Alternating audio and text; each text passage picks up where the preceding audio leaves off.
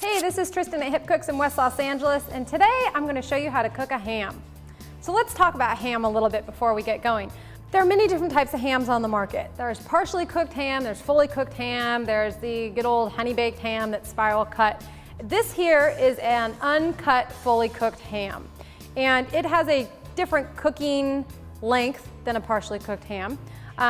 You want to put all hams in the oven at about 325, and the partially cooked ham and the fully cooked ham basically just need to be fully warmed and heated to a temperature of 160. So we don't have a ham here that's been sliced, and I'll show you how to slice it later, but right now I've unpackaged this ham and I need to put it in the oven at 325. It's an hour before it's done cooking that we start to get fancy with the ham. So, but right now it's really just getting it warmed up because it's a big piece of meat.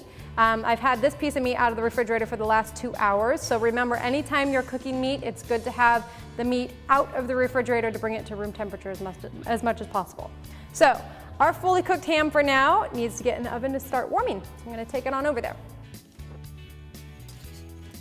Okay, with a partially cooked ham, you want to figure about 20 minutes per pound.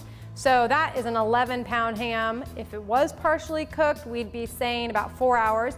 But since it's fully cooked, I just need to continue to check the temperature with my instant thermometer and get it up to 160. So I'm going to give it a couple hours so I know that it's good and warm. Okay, I've pulled the ham out of the oven. I've used one of my instant thermometers and tested it at about 145, 150. That's where it's sitting right now, which is good. That's when I want to glaze the ham because I know it needs about 45 minutes more in the oven. The key thing with either partially cooked or fully cooked is that you want your ham to get up to 160 degrees. It's hard to overcook these. There's so much fat. It's a huge piece of meat. We're not looking for medium rare. We're just looking for that temperature of 160. So about 145, that's where we'll test it, pull it out, glaze it, give it more time in the oven to get up to the temperature we want. So first things first, I have my glaze here in the bowl and my little knife here to score. We want to cut into the meat, creating, you know, whatever design you like, but the point of this is to give the glaze a place to go into the meat. So I'm not cutting that far. I'm going maybe, I don't know, 1/4 of an inch with my knife into the meat and cutting at a diagonal, okay?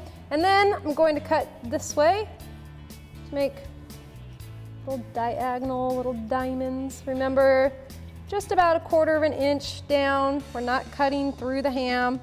You don't want the thing to fall apart and fall off the bone before it's even done.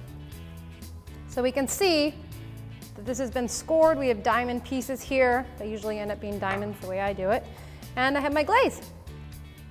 So with a pastry brush, go ahead and glaze your meat with whatever type of glaze you choose. They'll generally be this kind of sticky consistency because most glazes have some type of sugar in them. So we're just going to glaze the backside. You can put it on the front if you want, but the back is where it's really going to start to absorb more of the flavor and combine with the fat that's on the back of the meat. So that looks pretty well glazed. There we go.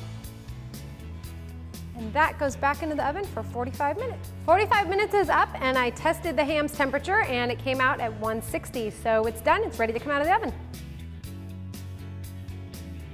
All right, we can really see those hash marks. That'll impress the friends. And we can see that the glaze has sunk into the meat a little bit and caramelized. So before we carve the ham, like any meat, I want to give it 15 to 20 minutes to set and reabsorb its juices so that we have a nice juicy ham. Okay, and that is how to cook a ham. Thanks for watching. If there are any other recipes you'd like to see me prepare, please send an email to request@mahalo.com. And in the meantime, check out our other awesome videos.